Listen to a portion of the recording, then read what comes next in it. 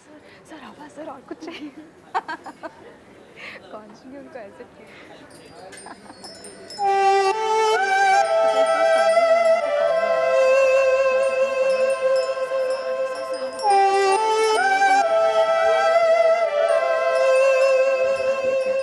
Sir पानी sir हवा sir और कुछ चाहिए।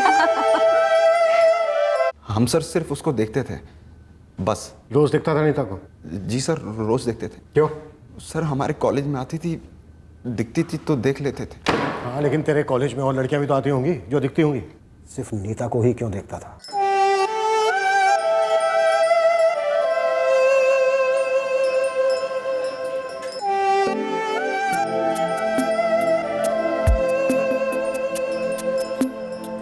क्या भैया, क्या? इतने भी क्रेजी नहीं होते लड़की के पीछे, किसी दिन बुरे गिरोगे।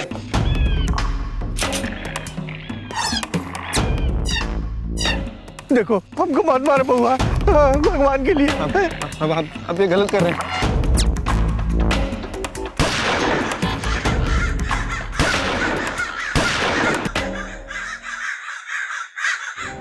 अब हमें एक में से ही पीना पड़ेगा।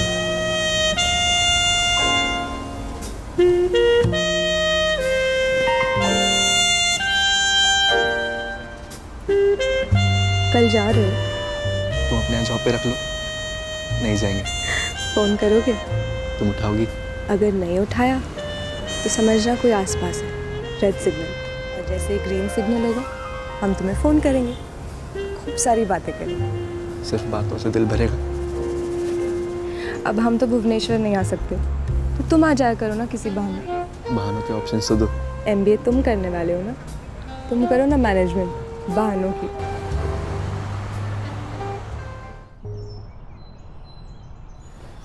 भूर्भुवस्वातसवितुर्वरेण्यं भर्गो देवस्य धीमहि धियो यो नः प्रचोदयात्। ॐ भूर्भुवस्वातसवितुर्वरेण्यं भर्गो देवस्य धीमहि धियो यो नः प्रचोदयात्। ॐ भूर्भुवस्वातसवितुर्वरेण्यं भर्गो देवस्य धीमहि। अरे इतनी सुबह सुबह कौन बाहर गया?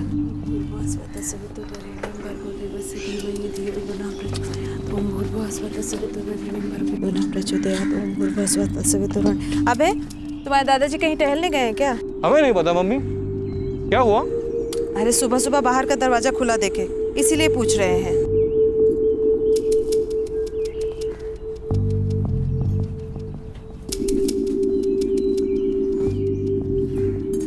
बाबूजी। हाँ अंदर आ जाओ बहू। ये मनोहर जी कहीं गए हैं क्या टहलने वहलने? हमको तो मालूम नहीं है, कमरे में देख लो। उनका दरवाजा बंद है, हमको हिचकिचाहट हो रही है कि दरवाजा खटखटाए या नहीं। मनोहर जी, मनोहर जी, दरवाजा तो खुला है।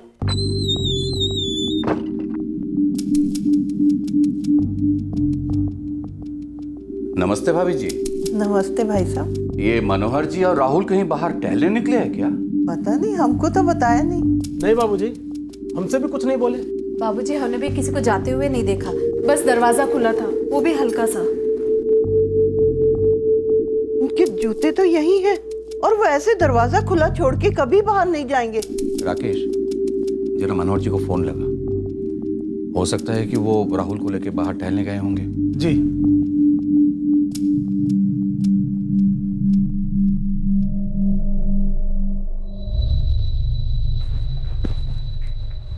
क्या हुआ दादू? नीता, तुम्हें कुछ पता है मनोहर जी और राहुल कहाँ हैं? कहाँ है मतलब? अपने कमरे में नहीं है क्या?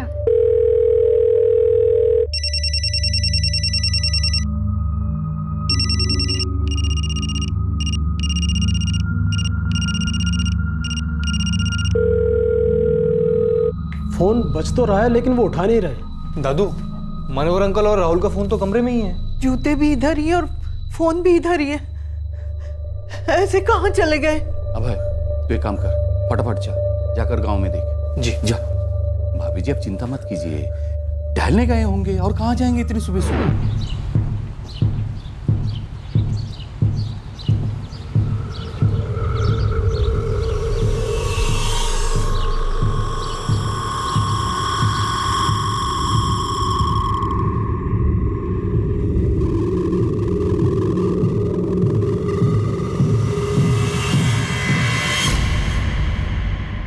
क्या हो गया भैया? ये भीड़ भीड़ का लगा रखी है? अरे भाई देखो जरा, ये देखो कौन है दोनों, जानते हो इन दोनों को? हे भगवान, पहचानते हो इन्हें? ये तो मनोहर अंकल और उनका पोता राहुल है।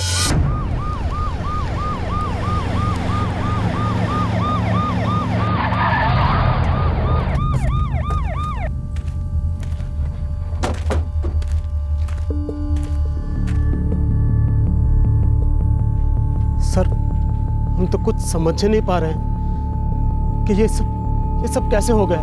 सब काफी दूर तक छाना, कहीं कोई जूते नहीं मिले। मैडम, इन दोनों के जूते तो घर में हैं। ये दोनों आपके घर से कब निकले, कैसे निकले, किसी को कुछ भी पता नहीं चला? नहीं सर, ये मनोहर जी की पत्नी राधा जी भी उसी कमरे में सोई थी जहाँ ये दोनों सोए थे, लेकिन उन तक को भनक नहीं लगा कि ये कब उठे, कब बाहर निकले।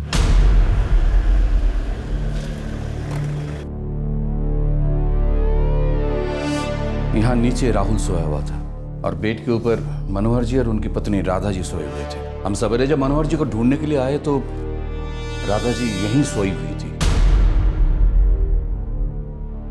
वो तो हमारी बहू सरिता ने पहले देख लिया कि बाहर का दरवाजा खुला हुआ था। ये लोग हमारे दूर के रिश्तेदार हैं, कल ही भुवनेश्वर से आए थे। तो ये लोग यहाँ से नहीं है? जी नहीं, मतलब मनोहर जी के दादाजी यहीं से थे, लेकिन बरसों पहले भुवनेश्वर जाकर बस गए थे। और जाने कैसे ये अनर्थ हो गया, हमें तो कुछ समझ नहीं आ रहा है सर। जब से राधा जी को पता चला है तब से उनकी हालत खराब है। एक राधा जी ही हैं जो मैं बता सकती हैं कि वो दोनों कब, क्यों और कैसे बाहर गए। सर एक्चुअली इन्हें कुछ भी नहीं मालूम, हमने बात की थी इनसे। बाबूजी, अब राहुल के पापा कमल को बता देना चाहिए। ठीक है।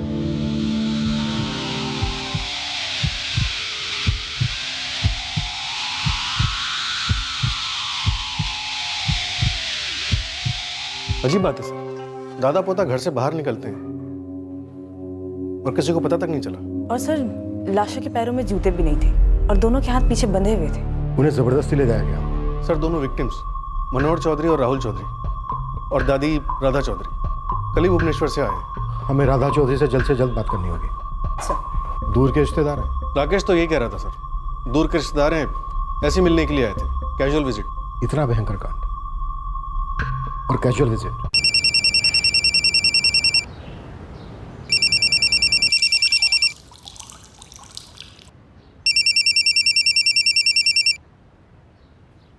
नमस्ते राकेश जी। हाँ बताइए, कैसे हैं? सब कुशल मंगल तो है? नहीं, अनर्थ हो गया कमल जी। क्यों, क्या हो गया? आपके बाबूजी और बेटे का। पापा और राहुल, क्या हुआ उनको? सब ठीक है ना? दोनों का मर्डर हो गया। अरे ये क्या बक रहे हैं आप ये? हाँ? आज सुबह घर से बाहर निकले थे शायद टहलने के लिए, तो किसी ने गोली मार दी। नहीं नहीं नहीं नहीं, ये हो ही नहीं सकता। आप बकवास कर रहे हैं। झूठ बोल रहे हैं, झूठ बोल रहे हैं, ऐसा नहीं हो सकता।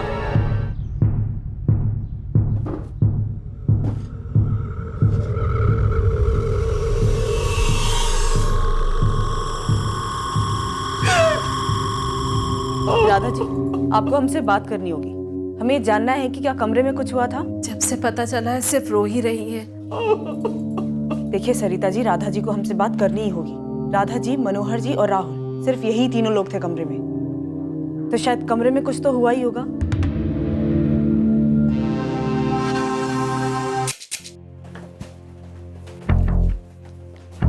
सर, ये मनोहर अंकल का फोन है। जब सुबह पापा ने चेक करने के लिए कॉल किया था तब यही फोन बज रहा था। ये राहुल का फोन होगा। ये फोन कस्टडी में लो और इसे अनलॉक करने के लिए भेजो। जी सर।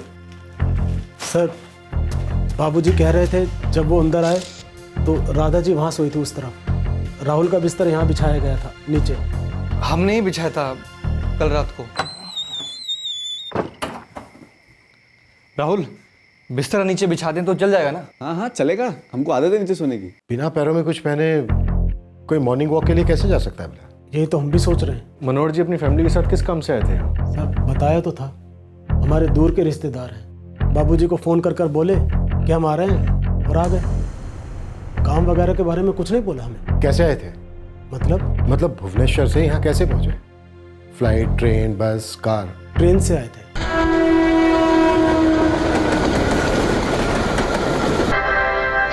कृपया ध्यान दीजिए, इंदौर स्टेशन पर अरे भाई, सफर तो बहुत बढ़िया रहा।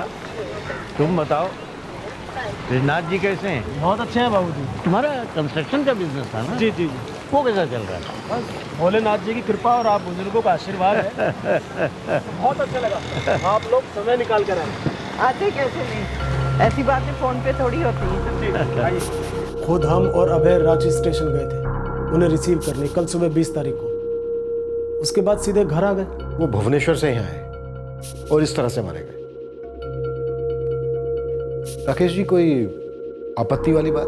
आपत्ति वाली बात भला हमें कैसे पता होगी? हम तो खुद परेशान हैं। वो हमारे मेहमान थे। किस वजह से आए थे यहाँ? जी, हमारे रिश्तेदार हैं, इसलिए आए थे। वो जो हॉल में सीढ़ियाँ हैं, छत की तरफ जाती? जी सर। दिखाओ सर। सर, वो छत के रास्ते से तो बाहर गए ही नहीं, दरवाजा तो सामने वाला खुला था। हो सकता है छत के रास्ते से आए हो और वहीं से उनको लेकर गए। तो मैं पूछ रहा था कि कोई आपत्ति वाली बात? हमने आपको बताया ना, कोई आपत्ति वाली बात नहीं थी। भुवनेश्वर से मनोहर जी का बेटा और बहू निकल गए हैं यहाँ के लिए? जी हाँ, हम फोन कर दिए, बुरी तरह हिल गए, बोले तुरंत निकल रहे हैं। Rakesh ji, are you sure? वो ऐसे ही आए थे, यूं ही कैजुअल विजिट? हमारी बात का यकीन काहे नहीं करते? हम कितनी बार कहें कि वो ऐसे ही आए थे। आइए सर।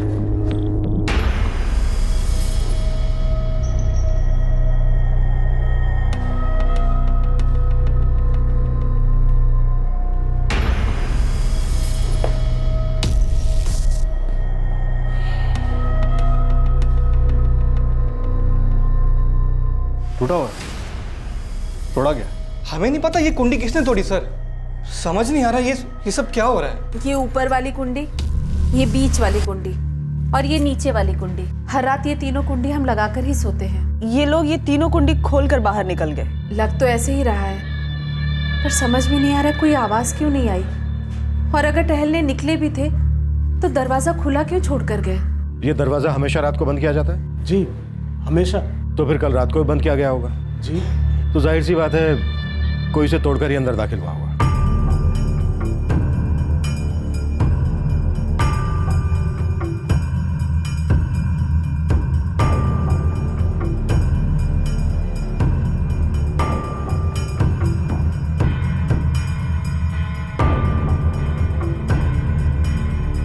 नीचे से ऊपर छत पर चढ़ के आना किसी के लिए भी काफी आसान है। लेकिन कोई ऐसे क्यों आएगा? यही सवाल तो हमारा भी है कि कोई ऐसा क्यों करेगा। कोई क्यों आपके घर आए 3 मेहमानों में से 2 को ऐसे ही मार देगा, जो कि भुवनेश्वर से बस एक ही दिन पहले आए, जिसमें आप कह रहे हैं कि वो बस ऐसे ही आए थे, यूं ही कैजुअल विजिट। और दोनों की लाशें बाहर मिलती, मेन गेट खुला हुआ है और दोनों को गोली मार दी जाती है और उनके हाथ पीछे बंधे हुए। हमारा यकीन करें, हमें तो कुछ समझ नहीं आ रहा। कौन ये छत का दरवाजा तोड़कर अंदर आया और किसने बाहर का दरवाजा खोला? सर, घर में किसी को कुछ नहीं मालूम, यहाँ तक कि राधा जी को भी नहीं। टेरेस से ही कोई आया होगा, फोर्स एंट्री थी। टेरेस के दरवाजे की कुंडी तोड़ी होगी, नीचे गए होंगे और बंदूक की नोक पर मनोहर चौधरी और उसके पोते को सामने के दरवाजे से मर्डर पॉइंट पे ले गए होंगे और मार दिया होगा। पर ऐसा कैसे हो सकता है कि पूरे घर में किसी ने कुछ नहीं सुना? I mean, मनोहर चौधरी की वाइफ जो उसी कमरे में सो रही थी, उन्होंने भी कुछ नहीं सुना। कुछ अजीब नहीं है? बहुत अजीब था, और ये हमारी इन्वेस्टिगेशन के दौरान और अजीब होता जा रहा था। छत के दरवाजे की कुंडी टूटी हुई थी, घर का मेन डोर खुला हुआ था, विक्टिम्स के जूते घर में ही थे, उनके मोबाइल फोन्स भी। और इससे भी ज्यादा शॉकिंग था इस घर के लोगों का स्टेटमेंट। किस बारे में? मनोहर चौधरी की फैमिली के बारे में, जो अचानक भुवनेश्वर से इनके घर में आ गई थी।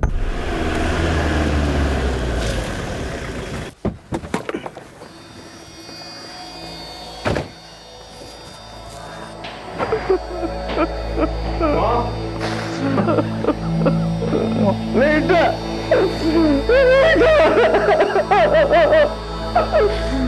क्या हो गया बेटा? माँ, यही तो हम आपसे पूछ रहे हैं, क्या हो गया ये सब? कैसे खत्म हो गया माँ सब ये? हम सब सोए थे विद्या बेटा किसी ने चूं तक नहीं सुनी। मुझे मेरे राहुल को देखना है।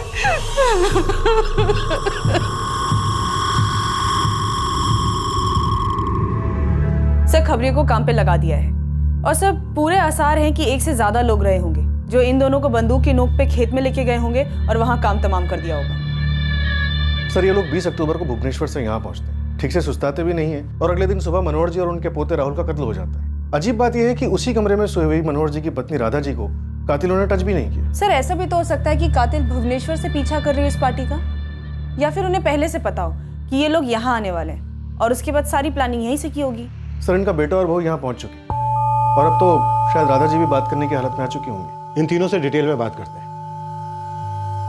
मुझे लगता है मनोहर चौधरी का यहाँ आने का मकसद कुछ और होगा और वो मकसद ही हमें उनके कातिलों तक पहुंचाए। राधा जी, रात को आप तीनों एक ही समय पर सोए? राहुल और हम पहले से ही कमरे में थे, आराम कर रहे थे, फिर ये आए। कहाँ से? ब्रिजनाथ जी से बातें कर रहे थे।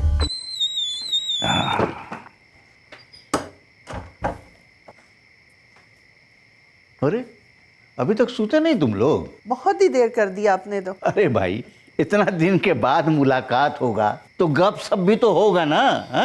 दादू? हाँ बेटा।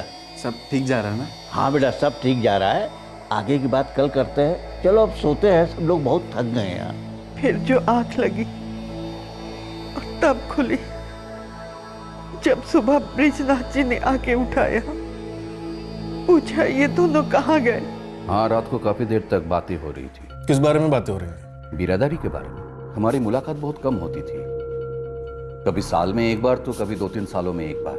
और मनोहर जी को सबकी खबर चाहिए थी, बस वक्त निकल गया बातों बातों में। आप कह रहे थे कि दूर के रिश्तेदार, जरा ठीक से बताएंगे कितनी दूर की? मेरे मामा जी के कजिन के साइड में, दूर की बहन की नंदोई है। राधा जी, आप कह रही हैं कि आपके पति ने आपसे और आपके पोते राहुल से कहा कि बाकी बातें ब्रिजनाथ जी से कल करेंगे।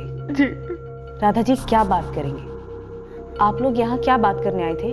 शादी की बात। आपके बेटे राहुल और राकेश की बेटी नीता की शादी की बात।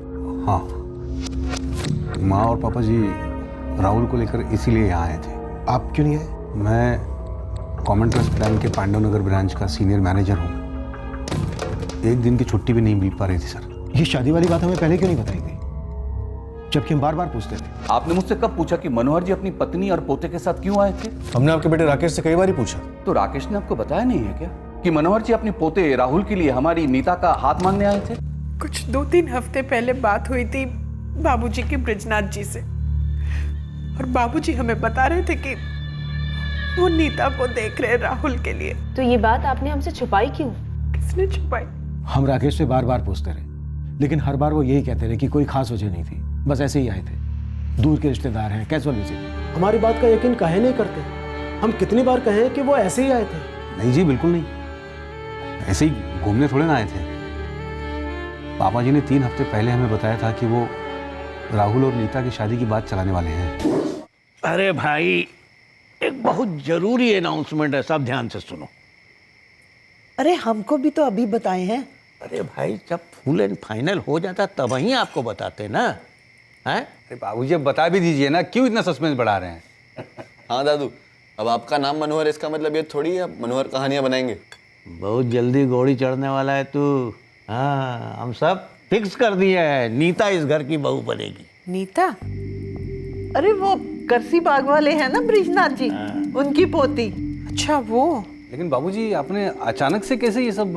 अचानक से कहाँ? अरे तुम उस दिन 3 तस्वीर लाए थे ना लड़कियों की, हैं? तो हम सोचे चौथी क्यों नहीं। इस लड़की से हम 1 साल पहले मिले थे लक्ष्मी के ब्याह में। बहुत सुशील है, बहुत घरेलू और ग्रेजुएट भी है, इसके लिए तो एकदम परफेक्ट। और सबसे बड़ी बात यह है कि ब्रिजनाथ जी भी इस प्रपोजल से बहुत खुश हैं। आप बताइए ब्रिजनाथ जी, आप कैसे हैं? कैसा चल रहा है आपका रिटायरमेंट वाला लाइफ? रिटायर तो हम सालों पहले हो गए, लेकिन फैक्ट्री वाले हमारा पीछा ही नहीं छोड़ते हैं। कभी रनिंग में रखे हुए हैं, कभी कंसल्टेंट, कभी एक्सपर्ट, कभी यूं ही बुला लेते हैं। कि ये तो आपके रुतबा का प्रमाण है। अच्छा हुआ आपने फ़ोन कर लिया, नहीं तो साल 2 साल में हमारी एक बार मुलाकात होती है, वो भी किसी के शादी में। 2 मिनट के लिए गले लगते हैं, फिर अलग हो जाते हैं। अरे यही से हम सोच रहे हैं कि इस बार फिर शादी में मिलते हैं, और हमेशा के लिए एक दूसरे के गले लग जाते हैं। काहे? अब कहना क्या चाहते हैं मनोहर जी? आपकी पोती नीता कैसी है? तो बहुत बढ़िया है, ग्रेजुएशन कर ली है, आगे की पढ़ाई के लिए सोच रही है। लेकिन हमने भी कह दिया है, पढ़ लो लेकिन शादी भी कर लो। राकेश उसके लिए लड़का देगा। लड़का ढूंढ रहे हैं? अरे बगल में छोरा और गांव में ढिंडोरा। हमारा पोता है ना राहुल। राहुल? हाँ भाई, हमारा पोता राहुल, वो भी ग्रेजुएशन कर चुका है, MBA का तैयारी कर रहा है। दोनों को मिलवा देते हैं।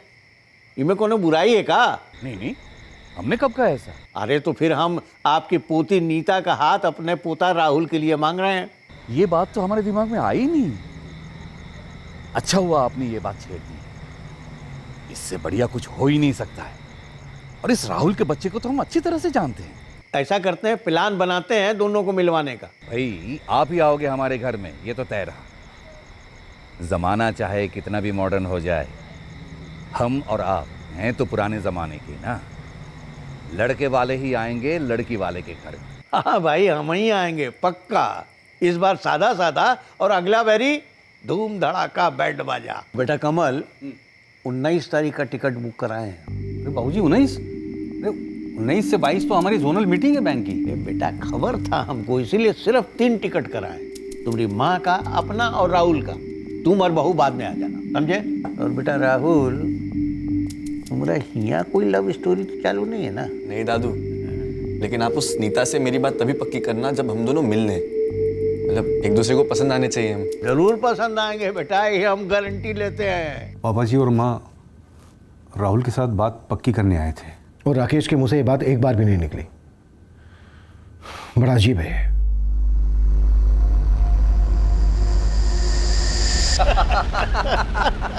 आप आए, बहुत अच्छा लगा। अच्छा एक बात बताइए, वो आपका एक दोस्त था ना मोहन? वो तो 2 साल हो गया यहाँ से कहीं बाहर चले गए। अच्छा अच्छा अच्छा, रख दो बेटा, रख दो। ये लीजिए चाय पीजिए। अरे चाय वाय तो सब चलती रहेगी मेरीनाथ जी। हम क्या कह रहे थे कि भाई हम लोगों की बातचीत तो हो ही चुकी है टेलीफोन पर। अब जरा बच्चा लोग को भी आपस में बातचीत कर लेने देते, क्या ख्याल है? हाँ बिल्कुल बिल्कुल, इतना तो होना ही चाहिए। क्यों नीता? हाँ?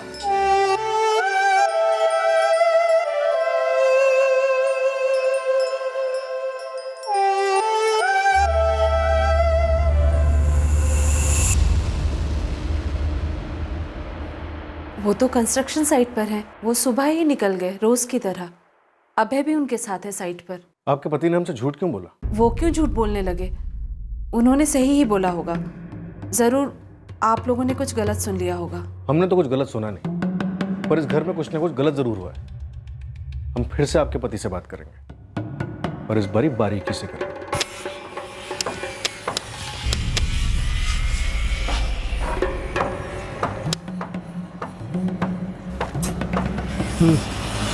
सर ये कैसा सवाल है? क्या आपका बेटा राकेश नीता और राहुल की शादी की बात को लेकर नाखुश था? क्यों नाखुश होता? हम राकेश के पिता हैं, नीता के दादा। हमने खुद नीता की शादी की बात फिक्स की थी। इसमें किसी को आपत्ति होने की क्या बात है? हमें साफ साफ लग रहा है कि आपके बेटे राकेश को इस शादी की बात से आपत्ति थी, वरना वो हमसे झूठ नहीं बोलता। आपत्ति थी तो आपसे झूठ बोलने की बजाय हमसे ना सच बोल देता राकेश। कह देता कि बाबूजी हमको ये रिश्ता पसंद नहीं। लेकिन उसने ये बात कभी नहीं कही। राकेश, मनोहर जी अपनी पत्नी राधा जी और पोते राहुल के साथ कल सुबह 11 बजे रांची स्टेशन पहुंचेंगे। कमल और उसकी पत्नी विद्या बाद में आएंगे, क्योंकि कमल को अभी छुट्टी नहीं मिली है। बाबूजी, ये सब एकदम से अचानक? अचानक क्यों? तुम और बहू तो नीता के लिए लड़के देख ही रहे थे ना? हाँ बाबूजी, और कईयों से बातचीत भी चल रही थी, लेकिन आपने राहुल को फिक्स कर दिया। राहुल को लेकर तुम्हें कोई आपत्ति है क्या? नहीं नहीं, आपत्ति जैसा कुछ नहीं है, पर आज से पहले वो राहुल की बात कभी नहीं उठी ना, इसलिए। उठी नहीं क्योंकि राहुल कभी नजर में नहीं आया था। अब जब नजर में आया तो हमें लगा कि अरे हम तो इसे बचपन से जानते हैं, इसलिए फिक्स कर दिया। यकीन करो, ये नीता के लिए सबसे बेस्ट रहेगा। क्यों बहू, तुम्हारा क्या विचार है राहुल के बारे में? अगर आपने तय किया है तो सही ही होगा, हम क्या बोले। नमस्ते मैडम। नमस्ते। क्या को निकाला? मैडम कोई लोकल सेटिंग तो नजर नहीं आ रही। गोलियां चली हैं 4-4, टोटल 8 सेटिंग तो हुई है और तुझे नजर नहीं आ रही? मैडम ऐसा है ना, ब्रिजनाथ जी कोई मामूली इंसान नहीं। रामधीर केमिकल्स जो आज इतनी बड़ी फैक्ट्री बनी उसमें उनका सबसे बड़ा हाथ है, और ऊपर से वहाँ के वर्कर एसोसिएशन के अध्यक्ष भी काफ़ी चाहते हैं उनके, और काफ़ी रुतबा उनका, गाँव में इज्जत भी है। और ऐसे बंदे के घर में आए मेहमानों को कोई मारने की हिम्मत क्यों करेगा? सारे गाँव वाले तो ऐसे ही बोल रहे हैं। शायद गाँव वालों को कुछ पता, पर डर के मारे सब चुप है। डरे हुए लग तो नहीं रहे। ब्रिजनाथ जी कोई दबंगी या बाहुबली तो है नहीं, और नहीं उनका किसी से 36 का आंकड़ा। उनसे नहीं था, पर उनके मेहमानों से जरूर था। सुनील, एक काम कर और गहरा, कहीं से कोई ना कोई जरूर हुआ ही। अमित को पगार मिला ना?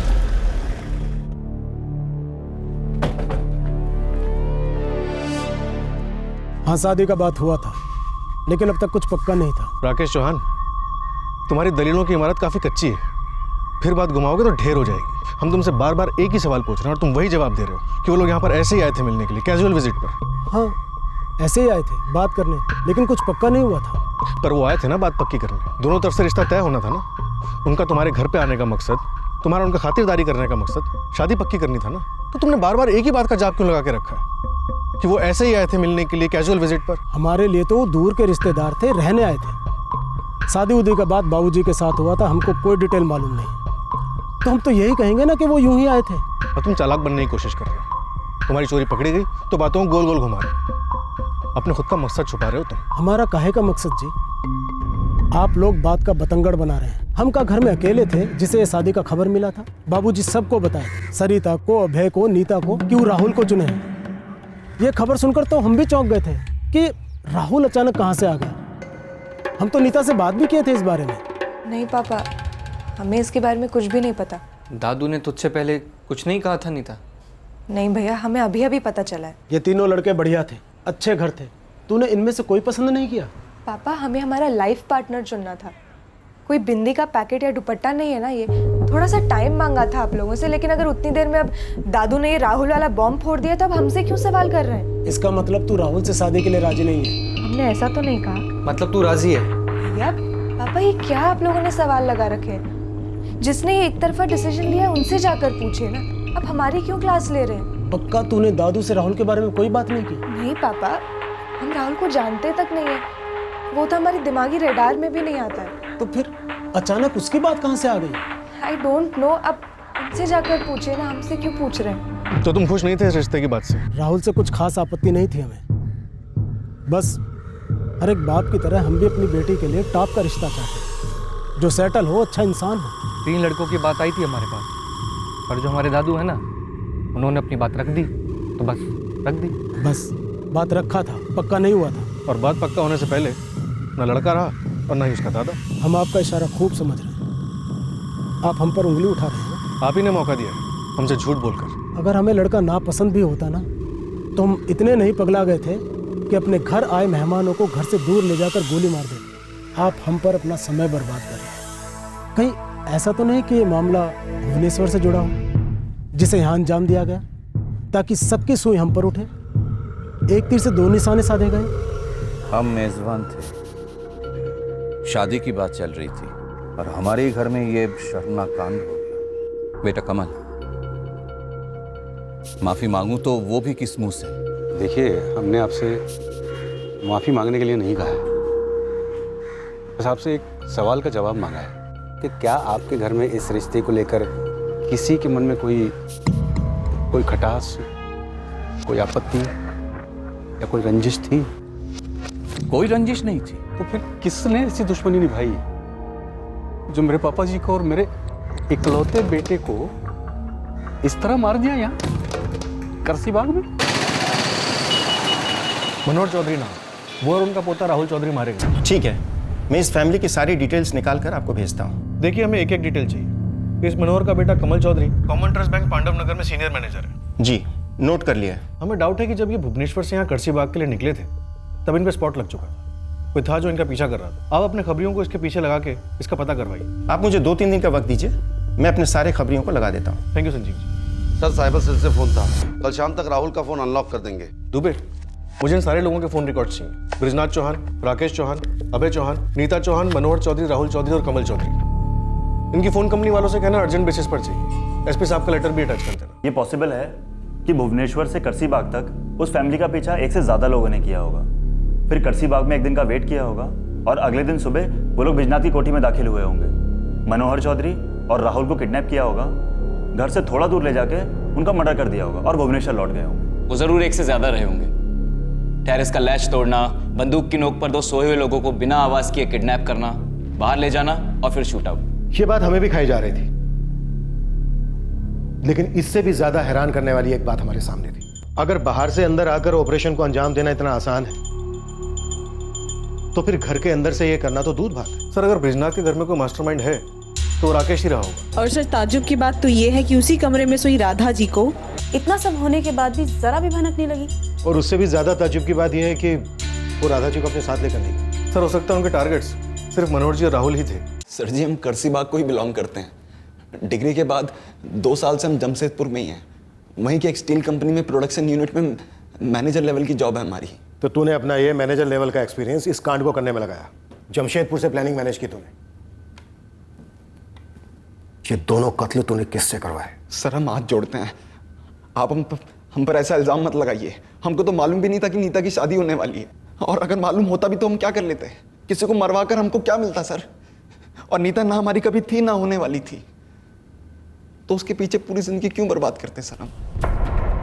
यहाँ काफ़ी कुछ खंगाला है, पर अभी तक कुछ क्लियर सामने नहीं आया है। खबरी लगाया है, काफ़ी गहरी तहकीकात की है, लेकिन सॉरी, कुछ भी सामने नहीं आया। हिस्ट्री शीटर्स की स्कैनिंग हुई, हमने तो काफ़ी को तोड़ा और काफ़ी खबरियों को भी लगाया, लेकिन ये साजिश काफ़ी गहरी मालूम होती है, क्योंकि भुवनेश्वर से करसी बाग बिहार के बीच काफ़ी कुछ हो सकता है, लेकिन उसका मोटिव तो सामने आए।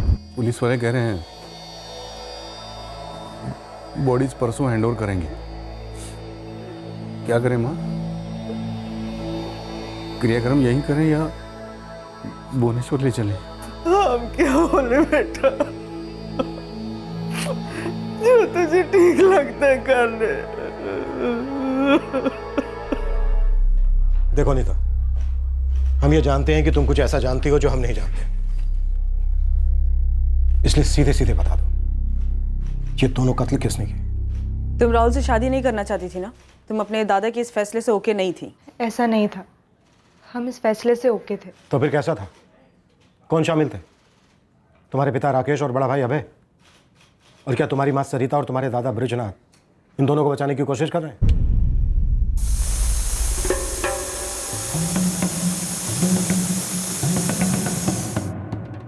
चलते हैं बाबूजी।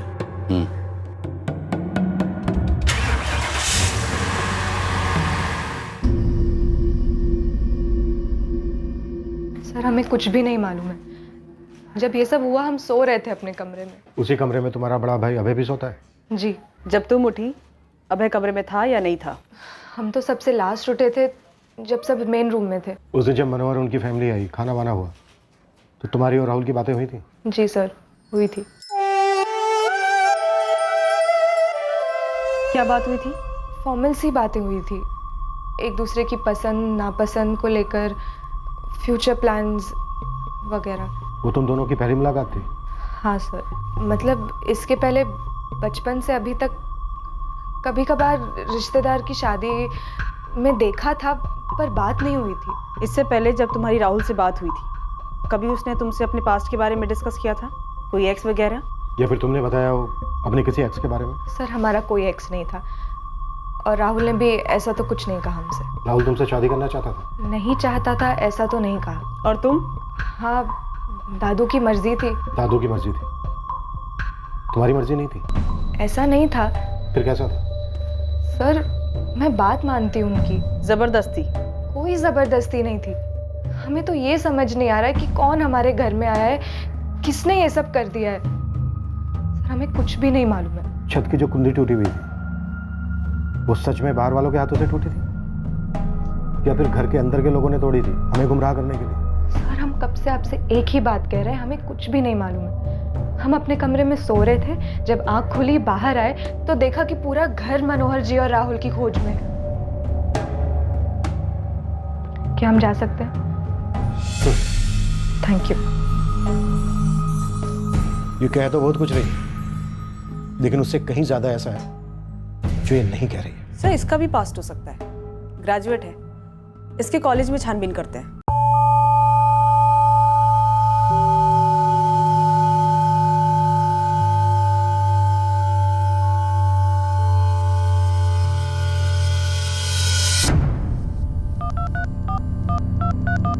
जी मुझे 1 साल के फ़ोन रिकॉर्ड्स चाहिए। जी हाँ 1 साल के, सुपर अर्जेंट है। मैं समझता हूँ कि आपको डबल मेहनत करनी पड़ेगी, बल्कि मैं कहता हूँ कि 4 गुना ज़्यादा मेहनत करनी पड़ेगी, लेकिन मुझे पूरे 1 साल के फ़ोन रिकॉर्ड्स चाहिए। सब पूरा का पूरा रूट? हाँ पूरा का पूरा रूट, भुवनेश्वर से लेकर रांची तक, और रांची पहुँचने के बाद अभी और लोगों के फ़ोन रिकॉर्ड स्कैन करने बाकी हैं। शुरुआत मैंने राहुल के फ़ोन रिकॉर्ड से की और पता है चला कि बंदा पूरे रास्ते नीता के साथ टच में था। हाँ बस स्टेशन पहुँचे, आकर मिलते हैं। ठीक है, जल्दी से आ जाओ, हम भी तुम्हारा वेट ही कर रहे हैं। इनफैक्ट तैयार हो रहे हैं फुल ऑन शर्मीली सी, सुशील सी नारी वाली एक्टिंग करने के लिए। हाँ हम भी भोला भाला गुड बॉय बनने की एक्टिंग कर रहे हैं। चलो अब रखते हैं, ये लोग गाड़ी में बैठ गए। See you soon, I love you. Love you too baby. मतलब ये नीता भी झूठ बोल रही है। इन दोनों की पहली बार बात करसीबाग में हुई नहीं थी। सर भुवनेश्वर से लेकर करसीबाग का सफर तो छोड़िए, ये लोग पिछले 1 साल से टच में, लगभग रोजाना बातें हो रही। मैंने नीता के फोन रिकॉर्ड्स भी चेक किए, इन लोगों का शायद कोई अफेयर चल रहा है। 2 लोगों के कत्ल की साजिश रची गई, 2 लोगों में होने वाली शादी की बात की साजिश रची गई। इन दोनों के बीच में कोई तीसरी साजिश की गई थी। हालांकि सिर्फ पहली साजिश सफल हुई, मनोहर चौधरी और उनके पोते राहुल चौधरी के कत्ल की साजिश। इसमें कोई डाउट नहीं, ये साजिश नीता से होने वाले रिश्ते से कहीं ना कहीं जुड़ी हुई थी। लेकिन इससे एक और बात उठती है कि शायद चौधरी परिवार को करसीबाग बुलाने में ही अपने आप में एक साजिश हो। मतलब हो सकता है उनको कत्ल करने के इरादे से ही बुलाया गया हो। यहां एक साजिश नहीं थी, एक से ज्यादा थी।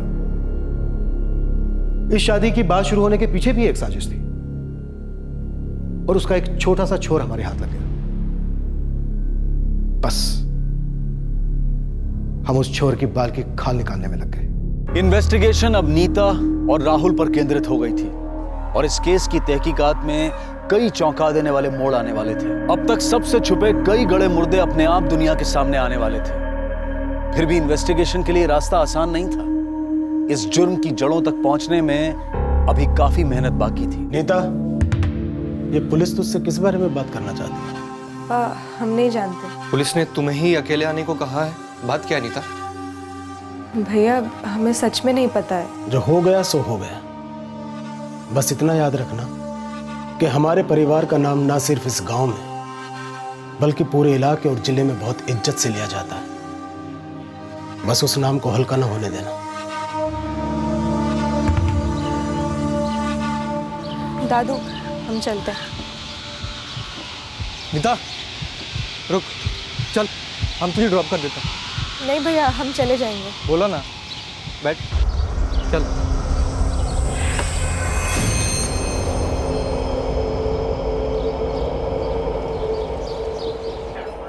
राम राम भैया। राम राम। बोलो क्या हाथ लगा? अभी सिर्फ छुआ है, हाथ लगाना बाकी है। छुआ, देखा, सूंघा, जो भी है बोलना यार। राम कुमार नाम है लड़के का। क्या भैया? क्या इतने भी क्रेजी नहीं होते लड़की के पीछे।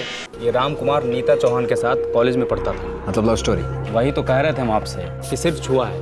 पूरी हिस्ट्री आप इस राम कुमार से ही जान लीजिए। कहाँ मिलेगा ये राम कुमार? यहीं रांची में रहता है, मिलकर राम राम कराइए। झूठ? हमने कौन सा झूठ बोला है सर? सच जानकर सच ना बताना, वो भी झूठी होता है नीता। किस सच की बात कर रहे हैं आप सर? उस सच का नाम है राहुल चौधरी। ये कोई पहली बार नहीं था जब तुम और राहुल मिल रहे थे। हाँ सर, तो हमने कहा तो था आपसे कि हम बचपन में रिश्तेदारों की शादियों में मिलते थे और फिर बड़े होने के बाद 1 साल पहले किसी दूसरे रिश्तेदार की शादी में मिले। नीता, नीता, करसीबाग की कचौरी। राहुल, भुवनेश्वर की चमचम। वाओ, बड़ी हो गई वहाँ। तुम तो अभी भी हाफ पैंट में हो, नाक पहरी है, चबी चबी गाल है, क्यों?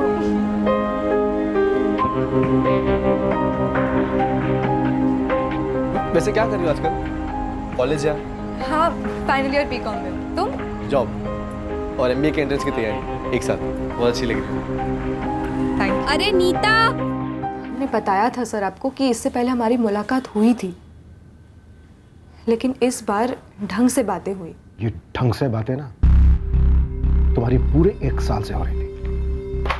ये रहे तुम्हारे और राहुल के फोन रिकॉर्ड्स। राहुल चौधरी भुवनेश्वर से रांची तक के पूरे सफर के दौरान तुमसे बात कर रहा था। माजरा क्या है? ये जो 2 कत्ल हुए, हमें शक है कि किसी बाहर वाले ने घर के अंदर दाखिला लिया, और हमें यह भी शक है कि उसे दाखिला किसी अंदर वाले ने दिया है। मैं समझी नहीं। राहुल चौधरी और तुम्हारी शादी की बात कोई अचानक से उठी बात तो थी नहीं, जो तुम लोग अभी तक बोलते आए हो। ऐसा क्यों बोला जा रहा है ये हम नहीं जानते। हम ये जरूर जानते हैं कि तुम ये जानती हो, जो हमें बता नहीं रही हो।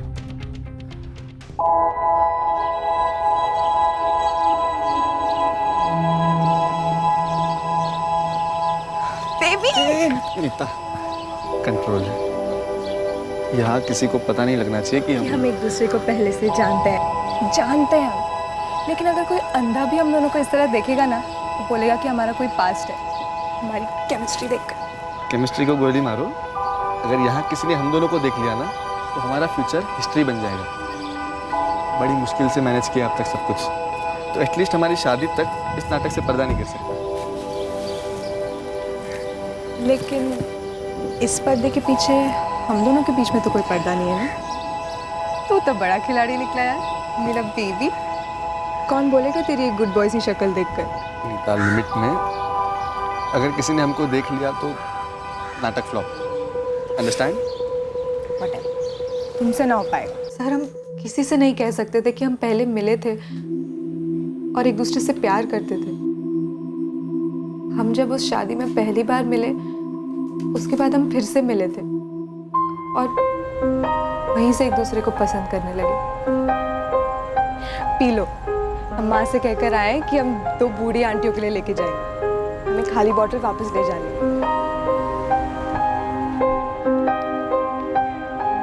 राहुल, ये तुम क्या कर रहे हो? ये वाली ना खत्म हो गई, अब हमें एक में से ही पीना पड़ेगा।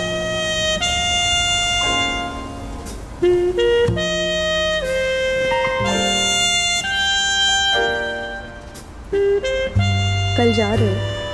तुम अपने यहाँ जॉब पे रख लो, नहीं जाएंगे। फोन करोगे? तुम उठाओगी? अगर नहीं उठाया तो समझना कोई आसपास है। रेड सिग्नल, और जैसे ही ग्रीन सिग्नल होगा हम तुम्हें फ़ोन करेंगे। खूब सारी बातें करेंगे। सिर्फ बातों से दिल भरेगा? अब हम तो भुवनेश्वर नहीं आ सकते, तो तुम आ जाया करो ना किसी बहाने। बहानों के ऑप्शन तो दो। MBA तुम करने वाले हो ना, तुम करो ना मैनेजमेंट बहानों की। हम एक दूसरे से प्यार करने लगे, लेकिन इस बारे में किसी को बताने की सोच भी नहीं सकते थे।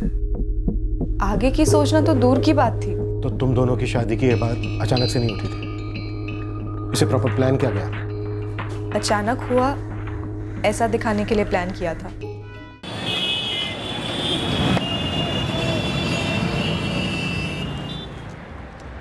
राम कुमार जी। आप सुनील हैं? आप है कौन और आप मेरा पीछा क्यों कर रहे हैं? मुझे तुमसे कुछ जानना है। मुझसे क्या जानना है? नीता चौहान के बारे में। नीता चौहान? करसी बाग वाले ब्रिजनाथ चौहान की पोती, राकेश चौहान की बेटी, तुम्हारे साथ कॉलेज में पढ़ती थी, एक ही क्लास में थे ना दोनों, और सुना है तुम दोनों की अच्छी दोस्ती थी। हाँ, तो उसके बारे में आप मुझसे क्या जानना चाहते हैं? तुम्हारे दोस्त नीता चौहान की होने वाली थी शादी किसी राहुल चौधरी के साथ। भुवनेश्वर के थे वो लोग, लेकिन राहुल चौधरी और उसके दादा मनोहर चौधरी का कत्ल हो गया। क्या? कौन कर सकता है ये? कोई घायल आशिक था कॉलेज में, नीता जिसकी हो ना पाई। यहाँ पापा ने हमें लड़कों की फोटोग्राफ्स दिखाना शुरू कर दिया, और वहाँ भुवनेश्वर में राहुल के पेरेंट्स उस पर शादी का प्रेशर डाल रहे थे। हमें समझ ही नहीं आ रहा था सर। हम इतने परेशान थे कि करें तो क्या करें। ऐसी धमकियां तुमसे तगड़ी हम दे सकते हैं। हमको तुम अबला नारी तो ना ही समझो। हमारे पापा ने भी हमारे लिए US वाला लड़का देख रखा है। एक काम करते हैं, हम उसे हाँ कह देते हैं। यार नीता, तुम तो सीरियस हो गई। हम मजाक कर रहे थे। देखो, यहाँ पापा ने हमको भी 3-3 लड़कियां दिखा रखी हैं। तुम्हें लगता है हम तुमको छोड़ के किसी और लड़की के बारे में सोचेंगे? फिर आगे से ऐसी बात कभी मत करना, हमको रोना आ जाता है। अच्छा, चलो अब मुद्दे की बात पर आते हैं। तुमने कुछ सोचा? अगर हम घर पर कुछ भी कहेंगे ना, तो समझ लो दादू और पापा तो वॉर डिक्लेयर कर देंगे। तुमने कुछ सोचा? हमने तो काफी कुछ सोचा है, मगर हमारी रिश्तेदारी भी तो है। अगर हमने कुछ कहा और उन्होंने हमारा रिश्ता परमानेंटली कैंसिल कर दिया तो? उन्हें जो करना है वो करे, लेकिन एक बात याद रखना, अगर हमारी शादी तुमसे नहीं हुई ना राहुल, हम सच कह रहे हैं, हम मर जाएंगे। ये क्या मरने वरने की बात लगा रखी है? अच्छा हम कुछ सोचते हैं। राहुल ने पूरा प्लान बनाया था और सब कुछ सही जा रहा था, सब ठीक से हो रहा था। 1 साल, पूरा 1 साल से? हाँ दादू। अरे मंजू के बिटिया लक्ष्मी के शादी में पिछला साल गए थे ना, उसके बाद तो करसी बाग जाना हुआ ही नहीं। दादू फोन पे बात करते थे, वीडियो चैट करते थे। ना नीता के घर वालों को इसका पता चला और ना यहाँ। बाप बेटा, आप हमको दाद दे रहे हो कि हमारी फिरकी ले रहे हो? अरे फिरकी का, हमारी तो धज्जियां उड़ जाएंगी जब ब्रिजनाथ जी को पता चलेगा कि हमारा पोता राहुल उनकी पोती को दिल दे बैठा है। वो भी हमसे प्यार करती है, बहुत प्यार करती है हमसे। ब्रिजनाथ जी और उसके घर वाले नहीं ना मानेंगे, ऊपर से हमारी रिश्तेदारी। समझ रहे हो ना प्रॉब्लम? हमें अभी प्रॉब्लम सुनने नहीं है, प्रॉब्लम का सलूशन जानने हैं। तुम चाहते क्या हो? हमारी लाइफ बचा लो। यहाँ मम्मी पापा हमारी सेटिंग किसी पूजा नाम की लड़की के साथ करा रहे हैं, वहाँ उस नीता का बाप उसकी फील्डिंग किसी यूएस वाले लड़के के साथ करा रहा है। ये बाप क्या लगा रखा है? तेरा रिश्ता पक्का हो गया तो तेरा होने वाला ससुर है वो। लेकिन आप कुछ कीजिए, हमारी लाइफ आपके हाथ में। पर बात चलाने से पहले क्या करें? हम नीता को तो जानते तक नहीं है। आप जानो ना जानो, हम नीता को बहुत अच्छी तरह से जानते हैं, बहुत प्यार करते हैं हम एक दूसरे से। देखो आपको उसकी फोटो दिखाता हूँ।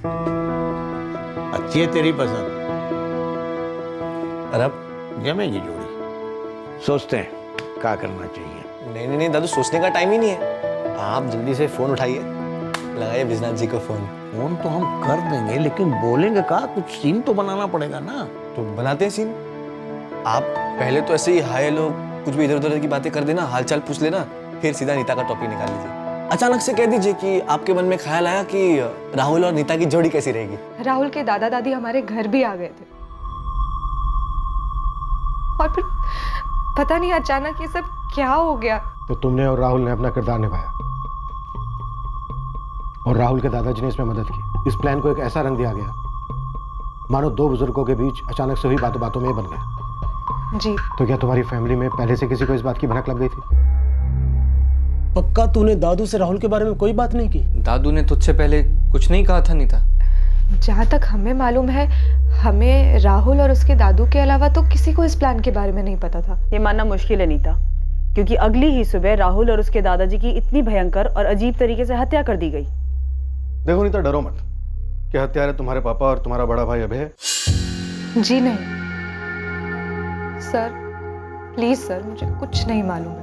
क्या ऐसा हो सकता है कि जहां एक तरफ नीता, राहुल और मनोहर वाली साजिश चल रही थी, ठीक उसी वक्त दूसरी तरफ कोई और साजिश रची जा रही हो सकता है राहुल और मनोहर को करसी बाग बुलाकर उनको मारने का प्लान हो। अगर दूसरी साजिश पे फोकस करें तो इस मर्डर के प्लान के पीछे नीता का बाप राकेश, भाई अभय और दादा ब्रिजनाथ भी शामिल हो सकता है। भाई आप ही आओगे हमारे घर में, ये तो तय रहा। ब्रिजनाथ भी हमारी सस्पेक्ट लिस्ट में। हमने किसी भी एंगल को नहीं छोड़ा। नीता और राहुल के पहले लव इंटरेस्ट को भी टटोला, तब जाकर ये सुरेंद्र सामने आया। मैडम, बंदे का नाम सुरेंद्र श्रीवास्तव है, फिलहाल जमशेदपुर में। कॉलेज की प्रेम कहानी है? ऐसा नीता के क्लासमेट राम कुमार ने बताया। सुरेंद्र लट्टू था उस पर और 2 साल सीनियर था कॉलेज में। और नीता? मैडम नीता का पता नहीं राम को, लेकिन राम बता रहा था कि सुरेंद्र काफी सीरियस था उसको लेकर। वो होता ना मैडम, पागलों वाला प्यार। पागल वाला प्यार तो था सर, लेकिन इतना पागल भी नहीं सर कि हम कुछ कर लेते। देखिए सर, आप जमशेदपुर से हमको उठा के लेके आए हैं यहाँ पर। हमने खुद कबूल किया है ना कि हम उससे प्यार करते थे। तो यहाँ पर कोई मेहरबानी नहीं की तूने? सर जी, नीता के दादा ब्रिजनाथ चौहान काफी पावरफुल आदमी है और हमारी हिम्मत नहीं थी कि हम उनके सामने जाकर कुछ कह सकें, इसलिए हमने अपना सारा लव, सारा जोश सब दबा लिया था अंदर। और 2 मर्डर करने के लिए सारा जोश बाहर आ गया। ऐसा मत कहिए सर, हमने अपनी लाइफ में कभी किसी इंसान को थप्पड़ तक नहीं मारा और नीता को लेकर जो भी था हमारे दिल में, वो बस हमने अपने दिल तक रखा, किसी को कुछ बोला भी नहीं हमने। बेटा, अगर कभी किसी को कुछ बोला नहीं होता ना, तो इस वक्त यहाँ हमारे सामने तू बैठा नहीं होता। हाँ, मतलब हमने बस अपने कुछ दोस्तों को बताया था इस उम्मीद में, ताकि वो नीता को जाके हमारी फीलिंग्स बता दें और हमें पता चल जाए कि उसके मन में हमारे लिए है कि या नहीं। अगर उसके मन में भी कुछ हो तो तेरी लॉटरी लग सके। जो लॉटरी तूने अब लगाने की प्लानिंग की, राहुल और उसके दादा मनोहर जी को मारकर। ये रास्ते सब हम पीछे छोड़ चुके हैं। नीता को लेकर जो भी था हमारे दिल में, उसकी यादें, सब कुछ। हमारी कॉलेज का सुरेंद्र श्रीवास्तव, वो हमारा सीनियर, हमारे पीछे पड़ा था। हाँ, अब जमशेदपुर में जॉब करता है। सॉरी मैडम, हमें तो इसके बारे में पता तक नहीं था। और जब वो खुद कह रहा है कि एक तरफा था, तो आप हमसे क्यों पूछ रहे हो? वो कह रहा है एक तरफा था, तुम्हारी तरफ से क्या था? हमें तो उसका फेस तक याद नहीं, और वैसे भी हमें राहुल के अलावा और कोई दिखता ही नहीं था। ये सवाल आप हमसे कर रहे हैं? हाँ, जवाब दो। यही सवाल तो हम भी आपसे पूछ सकते हैं, क्योंकि आप ही रखे थे ना सबसे पहले राहुल का नाम। एक मिनट, कहीं ऐसा तो नहीं कि आपको नीता और राहुल के बारे में पहले से पता चल गया था और आप ही ने गुस्से में आकर... पापा जी रुक अबे। बाबूजी माफ कीजिएगा जो हम इतना जोर दे रहे हैं, लेकिन पहले आपको हमारे सवाल का जवाब देना होगा। अगर आपको पता चल जाता कि नीता और राहुल का पूरे 1 साल से हमारी पीठ पीछे कुछ चल रहा है, तो आपको गुस्सा नहीं आता? आप क्या रवैया अपनाते ये चौधरी परिवार के खिलाफ? पगला गई हो क्या तुम? अपने पापा, दादू, भाई और हम पर भी शक कर रही हो? मम्मी, हमें कुछ समझ नहीं आ रहा है। बहुत प्यार करते थे हम राहुल से, और अब हमें गिल्टी फील हो रहा है कि हमारी वजह से वो मारा गया। दुख तो हमको भी है इस बात का कि ये सब तुम्हारे और राहुल के बीच में रचा गया। और जब ये सब हुआ तो मारा गया वो, उसके दादाजी मारे गए, और कटघरे में हम खड़े हैं। हम चाहते थे कि नीता का शादी यूएस वाले लड़के अभिषेक के साथ हो जाए, क्योंकि वो हमें पसंद था और है।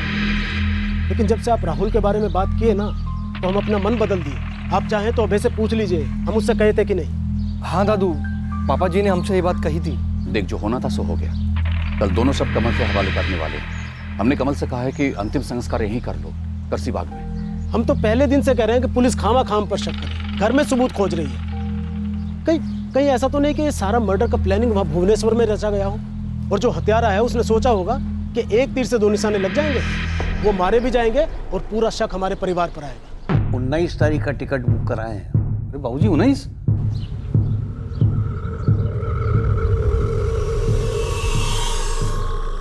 तुम्हारा मतलब है कि कमल? हो सकता है कमल ने अपने पिता से तंग आकर उनकी सुपारी दे दी, और राहुल बेवजह मारा गया। और अगर राहुल जिंदा रहता ना, तो कातिलों के लिए मुश्किल होती, इसलिए उसे भी मार दिया। और वैसे भी एक फैमिली में बाप बेटे का एक दूसरे को मरवाना कोई बहुत बड़ी बात नहीं है बाबूजी। ब्रिजनाथ जी कह रहे हैं अंतिम संस्कार यहीं कर दो। मेरे बाबूजी और राहुल यहाँ आए थे राहुल की जिंदगी की एक नई शुरुआत करने, और यहाँ तो सरिता जी ने सब कुछ हमें बता दिया कि कैसे राहुल और नीता ने मिलकर ये प्लान बनाया था, और बाबूजी ने उनका साथ दिया। हमें भी तो अभी पता चला है विद्या, दुख हो रहा है। राहुल ने इतनी बड़ी बात हम दोनों से छुपाई। पापा जी ने ये सारी साजिश रची बिना किसी को कुछ बताए। यहाँ तक कि ब्रिजनाथ जी और राकेश जी भी ये कहते हैं कि उन्हें राहुल और नीता के इस अफेयर के बारे में कुछ पता नहीं था। वो तो कह रहे होंगे, लेकिन हमें तो यकीन ही नहीं हो रहा है कि चौहान परिवार को भी इस बात की जानकारी नहीं थी। सर, ये सुरेंद्र श्रीवास्तव की एक एक डिटेल चेक की है। इसका इस केस से कोई भी डायरेक्ट या इनडायरेक्ट कनेक्शन बन नहीं रहा है। उसकी बातों से भी कुछ ऐसा ही लग रहा है, लेकिन समझ में नहीं आ रहा है कि वो खेल रहा है या फिर सच बोल रहा है। ब्रिजनाथ और राकेश चौहान के खिलाफ कुछ मिला? अभी तक कुछ भी नहीं।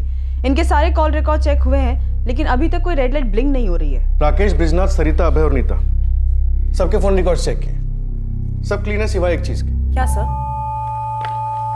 ये एक नंबर 1 महीने पहले वाला स्विच ऑफ है। हाँ, इस नंबर से ब्रिजनाथ को 2 बार ही कॉल्स किए गए, एक 12 सितंबर को और एक 13 सितंबर को, और यही एक नंबर ऐसा है जिसका कोई सोर्स नहीं है। सही, कमल वाला Bhubaneswar angle dead end. Sir, Bhubaneswar वाले एंगल से कोई छोटी सी भी लीड नहीं मिली। वहाँ की पुलिस टीम ने काफी मेहनत की। भुवनेश्वर से रांची के बीच जितने भी सेलफोन टावर्स हैं सब सोर्स किए गए हैं, और हमने हजारों नंबर्स मैच किए हैं, पर ऐसा कुछ भी नहीं मिला जो कि इशारा करे कि कोई भी चौधरी फैमिली को भुवनेश्वर से फॉलो कर रहा था। और हमें कोई ऐसा कॉमन नंबर भी नहीं मिला जो कि उस दिन आपके करसी बाग में मौजूद था। इस राहुल और कमल का कोई एंगल? हमने इस एंगल में काफी बारीकी से तहकीकात की। इस कमल और उसके पिता मनोहर के बीच कभी कोई अनबन नहीं रहा, और उसका लड़का राहुल तो अपने पिता से काफी क्लोज था। राहुल की कॉलेज में कोई गर्लफ्रेंड या किसी से कोई दुश्मनी? 0। उसके कॉलेज में कोई हिस्ट्री नहीं था, सिर्फ पढ़ता था वो। और कुछ नहीं। दीपक जी वहीं कुछ अंदर का मामला होगा जो शायद सामने नहीं आ पा रहा है। सामने तो सिर्फ एक अजीबोगरीब सीन ऑफ क्राइम है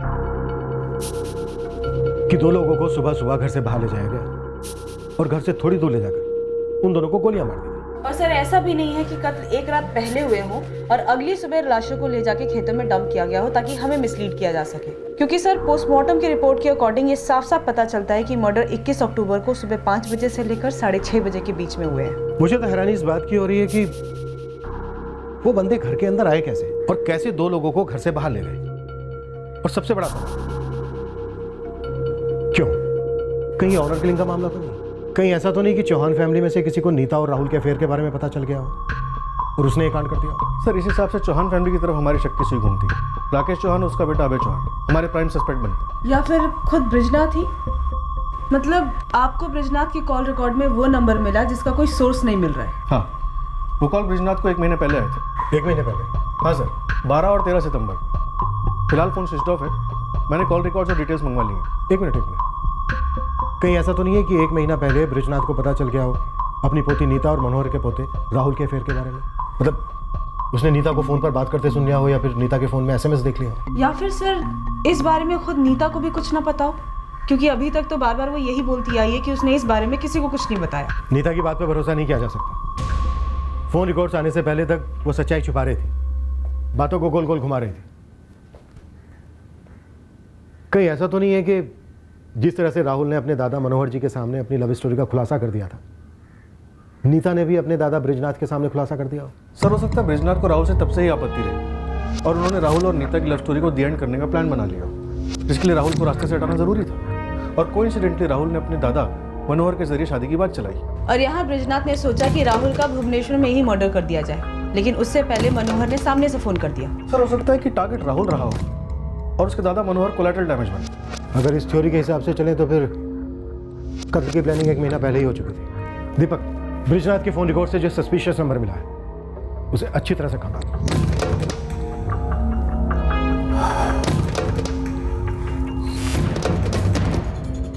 बेटा, होनी को कोई नहीं टाल सकता और ये होनी किसी के हाथ में भी नहीं है। जो हुआ है वो नहीं होना चाहिए था, पर जो हो गया है उसे उभरना भी बहुत जरूरी है और समय के साथ साथ घाव भी भर जाता है। देख बेटा, जिंदगी बहुत बड़ी है और तुझे भी समय के साथ साथ आगे बढ़ना होगा। मैं तुझे एक बात कहना चाहता हूं बेटा, तेरे पापा ने जो लड़का देखा है ना तेरे लिए, अभिषेक USA वाला, वो बहुत अच्छा लड़का है। इतनी जल्दी सोचने की कोई जरूरत नहीं है, लेकिन जल्दी सोचेंगे तो ये घाव जल्दी भर जाएंगे।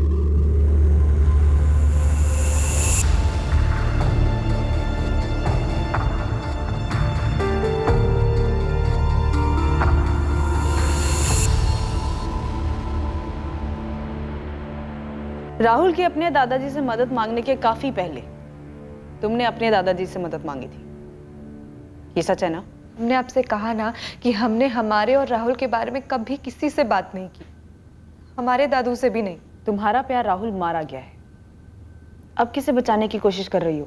हम किसी को नहीं बचा रहे। 21 अक्टूबर को तुम्हारे घर पे जिन लोगों को बुलाया गया था, कौन थे वो लोग?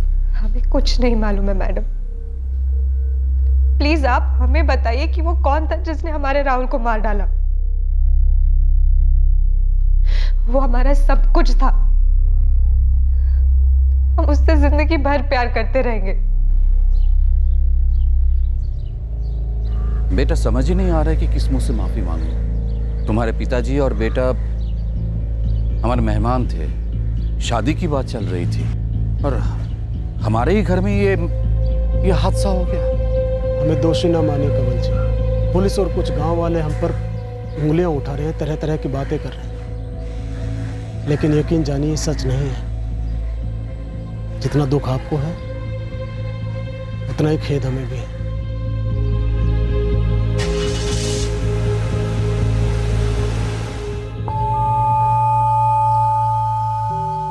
सर लगता कुछ कुछ पकड़ में आ रहा है। ये जो कॉल आया था ब्रिजनाथ को, उस नंबर की क्रिमिनल हिस्ट्री है। 21 अक्टूबर कत्ल वाले दिन इस नंबर की लोकेशन करसीबाग थी। 21 अक्टूबर को ये नंबर स्विच ऑफ हुआ था। उससे पहले ये नंबर 3 महीने तक चला था।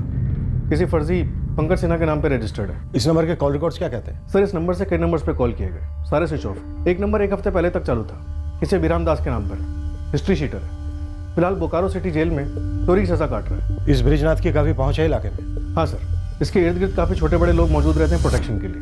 1-2 और भी हैं। क्या ऐसा भी हो सकता है कि ब्रिजनाथ ने इस 44468798 वाले को सुपारी दी हो, राहुल और मनोहर चौधरी की? प्रणाम ब्रिजनाथ जी, पाए लागू, बड़े दिनों बाद बात हो रही है आपसे। कुछ सुधर गए हो या आज भी वही गंद मचा रखे हो? रिटायर आप हुए हैं, हम नहीं। बस अब लगे हुए हैं मेहनत मजदूरी से। अभी बताइए कि आपका मिजाज कैसा है? मतलब आवाज सुन के तो लग रहा है कि पूरी तरह अभी बल जला नहीं है। सबसे पहले इस बोकारो जेल वाले अभिराम को तोड़ो, जिसे इस 44468798 वाले ने फोन किया था। ये भी 100% कोई हिस्ट्री शूटर होगा, तभी सब कुछ इसका फर्जी है। फोन बंद। तो इसका मतलब दूसरी कॉन्स्पिरेसी ही सही थी। ये पूरा कांड प्लान था। राहुल और मनोहर चौधरी को कत्ल करने के इरादे से ही करसीबाग बुलाया गया था। आप कभी भी कोई भी सबूत जुटा पाए जिससे ये पता चले कि ब्रिजनाथ को नीता और राहुल के अफेयर के बारे में पहले से पता था और उसी ने ये कॉन्स्पिरेसी रची हो? हमारे पास इस बात के सबूत नहीं थे कि ब्रिजनाथ को पता था या फिर नहीं पता था, क्या उसने कॉन्स्पिरेसी रची थी या नहीं। बस हमें एक छोटी सी लीड मिली थी कि एक आदमी कत्ल की सुबह करसीबाग में था, जो शायद एक हिस्ट्री शूटर था, जिसकी ब्रिजनाथ से बात हुई थी और अभी तक हमारे रडार में नहीं आया था। इसी आदमी के थ्रू हमने एक केस सॉल्व किया। पर उस हिस्ट्री शीटर का ब्रिजनाथ के साथ फोन पर बात करना, उससे कनेक्शन रखना, सर ये साफ साफ ब्रिजनाथ द्वारा की गई साजिश की तरफ इशारा करता है। इशारा था, साफ था, लेकिन यह केस बिल्कुल वैसा नहीं था जैसा हमने अनुमान लगाया था। यह अजीबों में अजीब केस था। सर, बबलू वर्मा और राजू सहाय दोनों करसीबाग के रेजिडेंट हैं और दोनों सालों से ब्रिजनाथ के बाएं और दाहिने हाथ रह चुके हैं। दोनों को बिल्कुल चुपचाप हटाओ यहाँ से। उसे डिफेंस के लिए वक्त नहीं। जी सर। अभिराम, चल उठ। कौन से वकील का दिल आ गया हम पर जो हमारा जमानत करवा रहे हैं? साहब जी, यही है अभिराम दास। 44468798। इस नंबर पे पूरा सितंबर बड़ा चहकता रहा। तो किसी पंकज सिन्हा के नाम पे है नंबर, फर्जी नंबर, फर्जी एड्रेस। कौन यूज कर रहा था? नाम बता दो तो जमानत करा दोगे हमारी साहब? देख बे, मैं शुरुआत तेरे अंदर डंडा घुसेड़ के कर सकता था, अभी भी कर सकता हूँ, कभी भी कर सकता हूँ। मेरे साथ ये सौदेबाजी मत कर। आप तो बेमतलब में ही गरमा गए साहब। थोड़ा तुक्का भी डाला था, सोचा लॉटरी लग जाए। बबन नाम है उसका। कौन है बबन? विजय यादव। असली नाम है बबन का, बिहार साइड का है। रांची में हम दोनों साथ में काम करते थे कभी कभी। एक काम था सितंबर में, बस साला मैं पकड़ा गया दूसरे केस में, काम हुआ ही नहीं। 21 अक्टूबर को ये विजय यादव और बब्बन करसीबाग गया था। गया होगा साहब। क्या करने? उद्घाटन करने, और क्या। एक नया मुर्दाघर खुलने वाला है, वहां का उद्घाटन करेगा पहला मेहमान बन के। हमेशा के लिए जमानत मिल जाएगी तुझे। हमारे यहाँ उद्घाटन ये टपकाना, किसी को उठवाना, इसको कहते हैं। सुपारी, रंगदार, ये सब उद्घाटन ही तो है। ये बब्बन सुपारी उठाता है। अब मेरी तो पूरी की पूरी कर्म कुंडली निकाल चुके हैं। अब थोड़ा प्यारे साले बब्बन को भी दिखा दो, काफी मसाला मिलेगा आपको। इसके साथीदार कौन कौन थे? हम तो नहीं थे साहब, हम तो बेमतलब में यहाँ पर सद रहे हैं। अभी कहाँ मिलेगा बब्बन? बब्बन उर्फ विजय यादव हिस्ट्री शीटर है। इसकी ब्रिजनाथ से फोन पर बात हुई थी। 21 अक्टूबर को ये करसीबाग में था। सर, मैं इस बब्बन की हिस्ट्री निकालती हूँ। रंगदारी और सुपारी वाला है तो 1 घंटे में इसकी सारी कुंडली हमारे हाथ में होगी। ट्रैकिंग पे डालो इसे, ये हमारा सॉलिड लीड हो सकता है।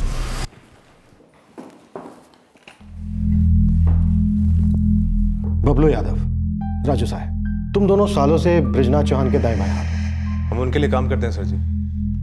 उन्होंने हमारे सर पर अपना हाथ रखकर हमें ऊंचा उठाया है साहब। भले आदमी है ब्रिजनाथ जी। कितने भले आदमी? मतलब उनकी भलाई तोली जा सकती है? आधा किलो, 1 किलो? ये आप क्या बोल रहे हैं साहब? आधा मर्डर, 1 मर्डर, 2 मर्डर? 2 मर्डर की हैसियत है तुम्हारे इस भले आदमी की? आप कैसी बात कर रहे हैं? भुवनेश्वर के मनोहर चौधरी और उसके पोते राहुल चौधरी, इन दोनों का मर्डर करवाया तुम्हारे इस भले आदमी ने। वो तो उनके घर आए हुए मेहमान थे साहब। और वो बृजनाथ जी अपने घर आए मेहमान को क्यों मारेंगे? वो ऐसे मरने मारने वाले आदमी नहीं है साहब। सुनील, तेरा सोर्स भरोसेमंद है ना? 99% मैडम, पर हाँ 1% का रिस्क है। इंसान जो ठहरा। शाम का टाइम बोल। मीटिंग 5 बजे की फिक्स की है। गोमती में कोई सेटिंग है बब्बन की। लास्ट खबर तो यही है। और कुछ? मैडम खबर नहीं है, सलाह दूं? जल्दी। मैडम अगर गोमती जाना हो तो केशवपुर से निकलिएगा। मेरी सलाह ये है कि केशवपुर की कच्ची सड़कों पर आप पक्की फील्डिंग जमा लें। आपका काम और भी आसान हो जाएगा। बब्बन सीधा गोद में गिरेगा। सर ये बब्बन पक्का इन्वॉल्व है। बस बिछा दो जाल इस साले बब्बन के लिए। अगर खबर पक्की है तो समझो ये केस हमारे हाथ में आता। इस बब्बन और बृजनाथ का कनेक्शन मजबूत है। 21 अक्टूबर को अगर ये बब्बन करसीबाग में ही था तो फिर ये दोनों कत्ल इसी ने किए।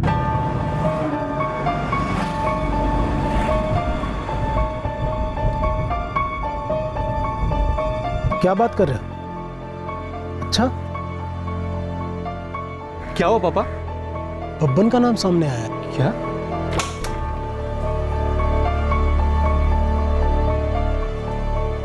क्या हुआ? बड़े परेशान लग रहे हो। फोन आया था करसीबाग पुलिस स्टेशन से। कातिल मिले? नाम सामने आए हैं। किसने करवाया? किसी हत्यारे बबन का नाम सामने आ रहा है जो बृजनाथ जी के पहचान का है। क्या?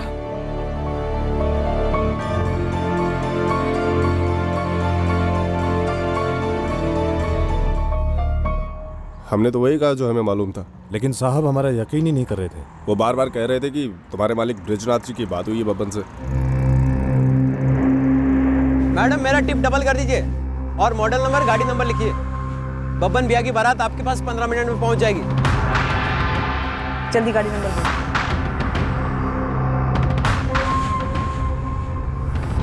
बेटा तनी चाप के एक्सीलेटर पे पैर रखो तो शाम तक गुमती पहुंचना मालूम है ना। अब बब्बन हमारा टारगेट था जो इस डबल मर्डर के पीछे था। बृजनाथ के फोन रिकॉर्ड में एक रैंडम फोन कॉल जो कि मर्डर के बाद स्विच ऑफ आ रहा है।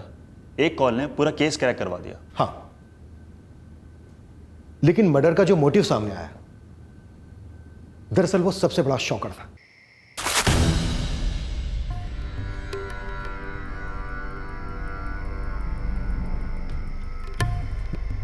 सुनो, चुपचाप अंदर जाना है, बिना हो हल्ला किए उसको लेके आना है। कैसे करोगे? गमछा से मुंह में ऐसे डाल देंगे, बांध देंगे तो आवाज नहीं आएगा। बढ़िया। और क्या, ये दोनों हाथ को ना ऐसे पीठ पीछे करके और ये रस्सी से पूरा एकदम कस के बांध। कहाँ लाना है पता है ना? हाँ भैया जी बताए तो थे। वही चुप, बिल्ली की तरह ऊपर चढ़ना, एकदम दबे पाओ, समझे? चल चल चल चल चल।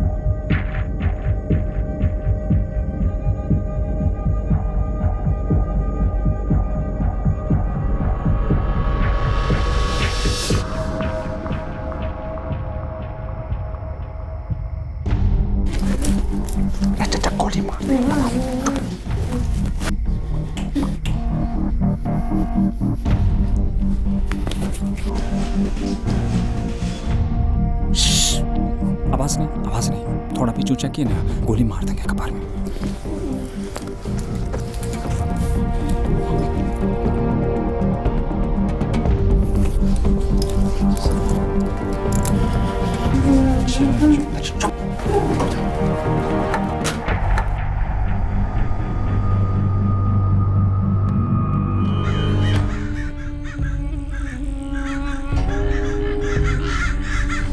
चलना, मार के सुधा देंगे यहीं पर, समझा?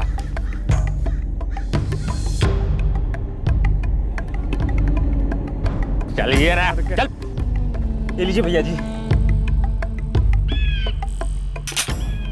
हमको प्लीज छोड़ दीजिए। देखो हमको मत मारो बउआ, भगवान के लिए।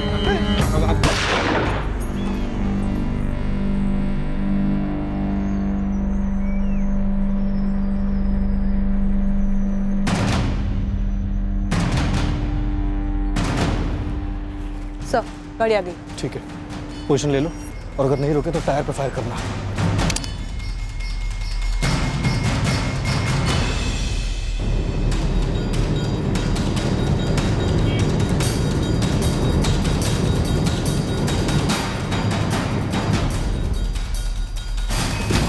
रोक रोक रोक रोक रोक। काहे रोक रहे? अभी ने तो चाय पिए थे साला। बब्बन उर्फ विजय यादव ना, गन निकालने की कोशिश भी मत करना, नहीं तो यहीं इतना लोहा दाग देंगे ना अंदर, सीधा नरक लोग निकल जाओगे, वो भी बिना टिकट के। क्वेश्चनिंग शुरू नहीं किए sir. Brijnath on the way, पहुंचने वाले होंगे। अब ये बब्बन जो बोलेगा वो तय करेगा कि ब्रिजनाथ के दाएं और बाएं हाथ बबलू और राजू कितना सच बोल रहे हैं और कितना झूठ। 1 महीना पहले तुम्हारी इस भलाई की मूरत ने रंगदारी सुपारी लेकर हत्या करने वाले को सुपारी दी थी। मनोहर चौधरी, उसके पोते राहुल चौधरी, विजय यादव नाम है, बब्बन के नाम से जाना जाता है। बब्बन? हाँ बब्बन 21 अक्टूबर की सुबह को यहाँ पर मौजूद था। साहब आप लोगों को बहुत गलतफहमी हुई है। ब्रिजनाथ जी ऐसा क्यों कराते? वो बब्बन से हम पर इतना घिनौना और वाहियात इल्जाम थोप रहे हैं आप। एक बार फैक्ट्री से और फैक्ट्री के पास वाले थाने में से हमारे बारे में इंक्वायरी तो कर लेते। रहने दीजिए ब्रिजनाथ जी, बब्बन हमारी कस्टडी में है, खुद बब्बन। तो हम क्या करें? आपकी उससे फोन पर बात हुई है, कॉल रिकॉर्ड्स हैं हमारे पास। कूटिए साले को और बाहर मत निकलने दीजिएगा। हमने फोन किया उसे, उसने फोन किया हमें। और क्यों किया? हमारे लड़के राजू और बबलू ने सब कुछ बताया था आपको, पर आपको विश्वास नहीं हो रहा था। 3 साल से ये साला बब्बन हमें धमकी दे रहा है, एक्सप्रेशन कर रहा है, और 1 महीना पहले अचानक कहां से टपक पड़े और हमें फोन लगा दिया। आवाज सुन के तो लग रहा है कि पूरी तरह अभी बल जला नहीं है। तो बहुत छोटा है हमारी ताकत के लिए। ब्रिजनाथ जी, आपकी ताकत को किसी की नजर ना लगे, पर सोचिए कि अगर आप हमारी रंगदारी नहीं देंगे तो बेकार में गोली वोली लग जाएगा नजर की जगह। हमें धमकी दे रहा है? तुझे लगता है कि हम तुझसे डर जाएंगे? 3 साल से यही धमकियां दे रहे हैं। अरे ब्रिजनाथ जी, 3 साल से रेट भी तो वही मांग रहे हैं। देखिए, राउंड फिगर में 15 लाख हमको दे दीजिए, आप भी टेंशन मुक्त हो जाएंगे, हमारा भी पेंशन का इंतजाम हो जाएगा। कैश नहीं तो कोनो दिक्कत नहीं, हम अकाउंट खोल रखे हैं ब्रिजनाथ जी। 3 साल से तू हमसे यही भीख मांग रहा है और हम भी तुझे 3 साल से मना किए जा रहे हैं। आज हमारी ये आखिरी बात है। आज के बाद तूने कभी गलती से भी हमको फोन किया ना, तो हम एक ऐसा फोन करेंगे, जिंदगी भर के लिए तेरा अकाउंट जेल में खुल जाएगा और कुटाई अलग से। बोनस 3 साल में 2 बार हमने उसे अंदर करवाया था रंगदारी के जुर्म में, और 1 महीना पहले अचानक कहीं से टपक पड़े और हमें 2 बार फोन कर लिया, अचानक चुप हो गया। पता नहीं वो कहां से आया था, क्यों आया था, और हमारे मेहमानों पर। ये गलत बात है सर। एक तो बंदूक के नोक पे हमको उठा लाए हैं, ऊपर से हमारा गागल रख लिए। जब तक गागल नहीं मिलेगा कोनो बातचीत नहीं होगी, बता रहे हैं सर। जब तेरी ये आंखें ही नहीं रहेंगी तो गॉगल का क्या करेगा? हाँ, नाम बक दोनों के, चल दे। उन दोनों का नाम कहीं कॉलर पर लिखा है जो फाड़ रहे हैं। कॉलर छोड़िए, नहीं भागे जा रहे हैं, छोड़िए, बताते हैं। बता रहे हैं। एक का नाम है अपना धीरू प्रसाद, दूसरे का नाम है कीरू यादव, कृपाल यादव। कहाँ मिलेंगे दोनों? कहाँ मिलेंगे दोनों? एड्रेस थोड़ा मुश्किल है, नक्शा बना दें।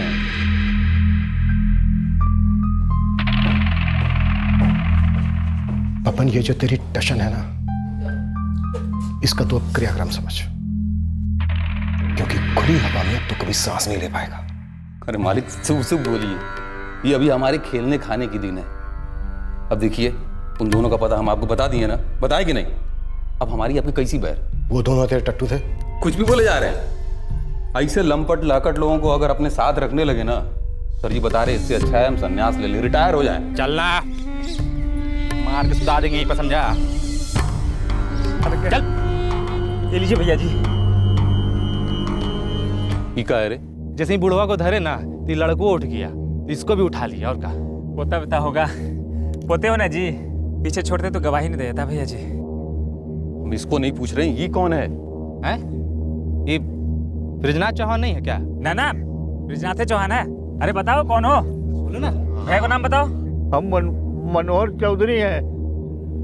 आई लोंडा ये हमारा पोता है राहुल चौधरी। अरे तो जब उठा रहे थे तो बोला नहीं जा रहा था, मुंह में रसगुल्ला डाले हुए थे। ब्रिजनाथ जी के ब्याह तो हम अपना पोता के ब्याह के लिए आए थे भुवनेश्वर से, अब तो यहाँ के है भी नहीं। भैया जी गलत आदमी और उसका पतवा को उठा लिया।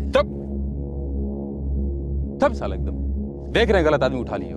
आने वक्त में नाम पूछना, आपको तो पता है मिस्टेक हो गया भैया जी। मिस्टेक नहीं साले, बहुत बोड़ मिस्टेक हुआ है। क्या करे रे मिस्टेक का बताएं, क्या करें? हमको जाए दो बेटा, जाए दो ना। हम आपको जानते ना, आप हमको जानते हो। हमको प्लीज जाने दो। हम प्रॉमिस करते हैं हम किसी को कुछ नहीं बताएंगे। भैया जी एक फोटो ब्रिजनाथ का भेज देते मोबाइल पे, हम हमेशा। और चप्पल साला मुंह लाल कर देंगे तुम्हारा। ये सब सोचने का टाइम नहीं है अभी। ये सोचो कि इसका करेगा। हमको प्लीज छोड़ दीजिए। देखो हमको मत मारो बउआ, भगवान के लिए। वही बता रहे हैं सरकार, ये मिस्टेक हो गया हमसे, कोई इरादा नहीं था हमारा, खाली मिस्टेक हो गया। तो तू करसी गांव से गुजर रहा था ऐसे ही आए बाए, और तूने सोचा कि ब्रिजनाथ को टपका दूं? अरे नहीं नहीं, वो हम उतरे थे खाना खाने के लिए ढाबे पे, पेट में चूहा दौड़ रहा था और दिमाग में कीड़ा। दिमाग का कीड़ा बोला कि ब्रिजनाथ तुमको 3 साल से मात दिया जा रहा है, हमारे रंगदारी का तमाशा बना के रख दिया था।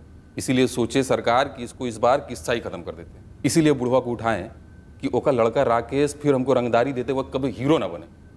बस ये सब सोच के हम प्लान बनाए थे, वैसा कोई इरादा नहीं था हमारा। अरे सब तो बता दिया, अब काहे मार रहे हैं? मिस्टेक हमसे भी हो जाता है कभी कभी।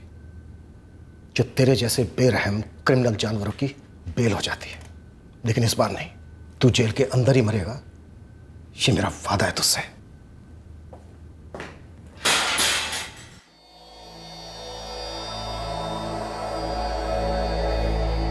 पुलिस ने उन बाकी दोनों को भी धर लिया, धीरू और कृपाल। ये क्या अनर्थ हो गया? मनोहर जी और राहुल का इन सबसे दूर दूर तक कोई रिश्ता नहीं था, फिर भी कितने बेरहमी से मारा इस बब्बन ने।